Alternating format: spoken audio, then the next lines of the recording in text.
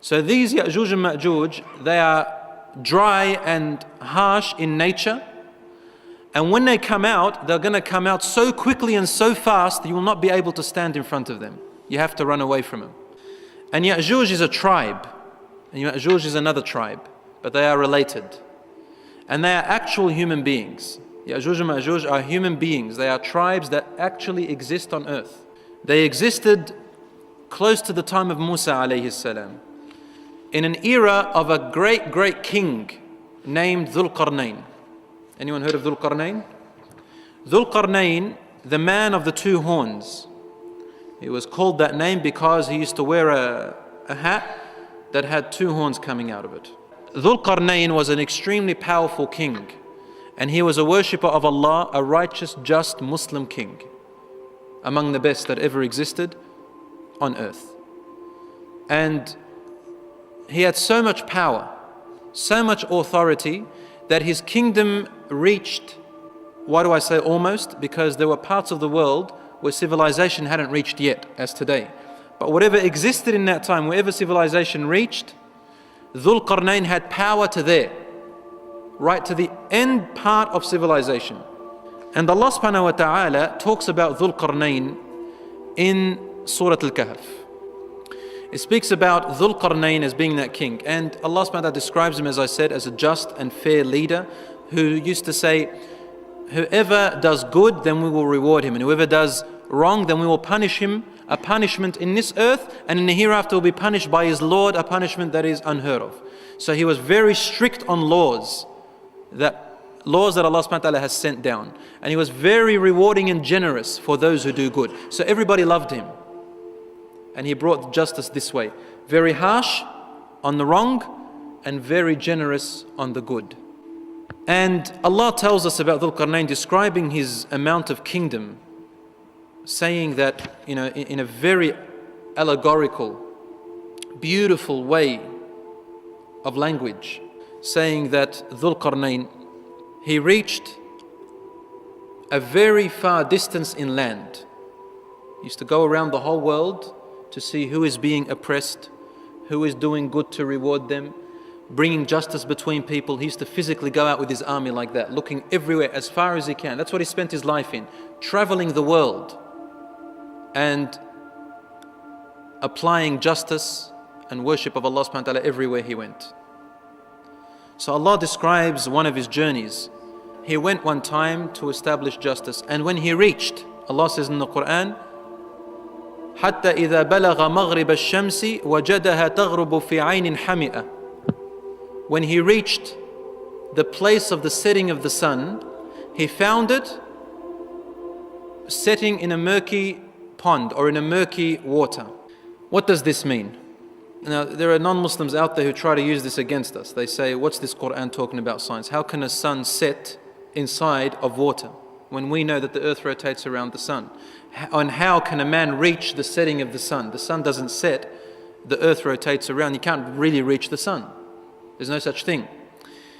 What these miserable people don't understand is the language of the Quran. The Arabs at the time of the Prophet ﷺ understood it better than these miserable people. And if there was any problem with it, they would have beaten them to find a fault in the Quran. Trust you me. So these people come and use half-sucked, twisty English, and they try to explain the Quran through their miserable ways. The Quran here is talking allegorically, because the Quran addresses human beings. And when you address human beings, and especially the whole world, it has to address them in a way where everybody could understand simple language. Allah is saying allegorically in a beautiful speech that in two things. He reached a place where it looks like the sun is setting. It looks like that. It's like saying, oh, the sun set behind the mountain, behind the hill. If you go behind the hill, will you find the sun? No, we say it's set behind the sun, behind the mountain. Everybody uses that language. Or you say, oh, look at that rainbow. It starts from there and ends there. But it doesn't really end there. It doesn't even come on earth. So it's what the eye sees. Allah says, when he reached where it seemed like the sun was setting. In other words, Allah is telling us, Zulkarnaen reached a very, very far end of the world. He said he found it setting in a murky pond, meaning it looked like as if it was setting inside the ocean. And it looked murky to him. Because when the sun is setting, you could see a very strange appearance on the surface of the ocean. Allah called it Hami'ah. murky or a strange appearance or a foggy appearance. He found the sun setting there, meaning there was no more land beyond where he reached, meaning Zulkarnaen reached the farthest land where nobody could reach even further. There was no more civilization after there. That's what that verse is talking about. He said he found people there that could hardly understand normal speech. They were very primitive in speech. They said, Ya Zulkarnaen, O Zulkarnaen, they knew he was the king. Can you please help us? Ya'juj and Ma'juj, they are corruptors on earth. Now I want you to analyze with me over here. These people who are complaining to Zulkarnaen, they were very primitive in lifestyle and in language. So he reached the border of the world where civilization was so behind. And they were trying to explain to him about this other civilization that are even worse than them, that are even more primitive, worse and corruptive than these people that he just met. So he said, Oh Zulkarnaen, Ya'juj and Ma'juj are very corruptive on earth. They kill, they take, they steal, they do all these things. Can we give you some help, bring you some people, so that we can help you to make a barrier between us and them, so that they can't come to us and they can be cut off from the world. Then Zulkarnaen replies, he said, Allah has already given me enough power. I don't need your help. Thank you for offering. But what I want you to help me with is just a little bit of starting off the foundations of the wall. I'll make between you and them a wall. Atuni zubar al-hadid. Bring me some of your zubar al-hadid. It's a kind of metal, like brass, very strong metal, that can withhold any kind of environment, climate change. It doesn't rust very quickly. It doesn't rust at all, and it doesn't break. Zubar al-hadid. So it's the metal that cannot get rusted. So he built it in such a way that he ordered for them to blow heat.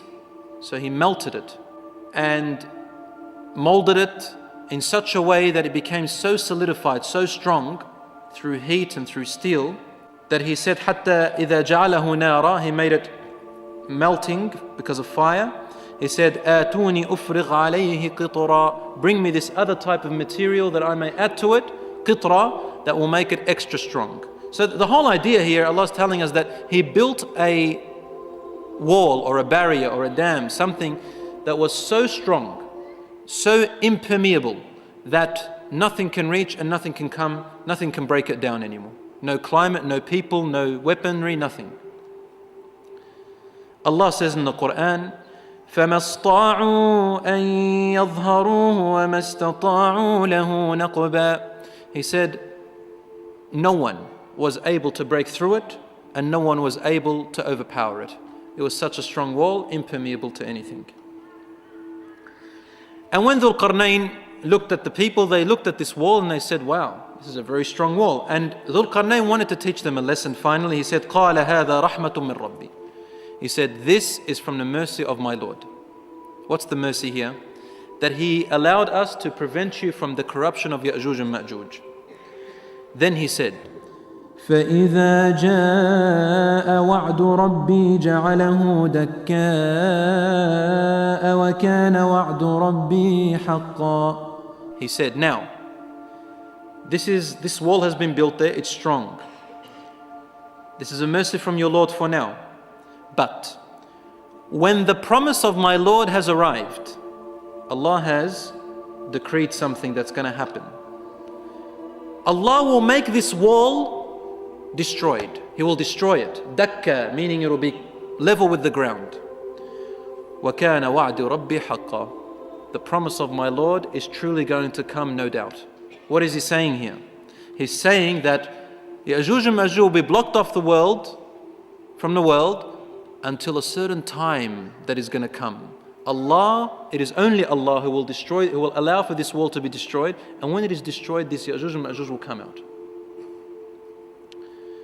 Allah says, وَتَرَكْنَا بَعْضَهُمْ يَوْمَئِذٍ يَمُوجُ فِي بَعْضٍ وَنُفِخَ فِي الصُّورِ فَجَمَعْنَاهُمْ جَمْعًا. He said, and so we left them, Ya'juj and Ma'juj. We left them, and we left the people like this, in this way, Ya'juj and Ma'juj away from the people, and they living among one another. Allah says, but we will surely bring everyone, including Ya'juj and Ma'juj, everyone back when the trumpet is blown. So no one has been able to break through this wall ever since. And Allahu A'lam if anybody has ever reached that place. But if you want to know where it is, from the tafasir that I have read, and Allah knows best of course, they indicate that their position is somewhere near the upper part of the world, towards the North Pole. So towards the Russian areas in that sort of region, higher up towards the North Pole area. And Allah subhanahu wa ta'ala knows best exactly where they are.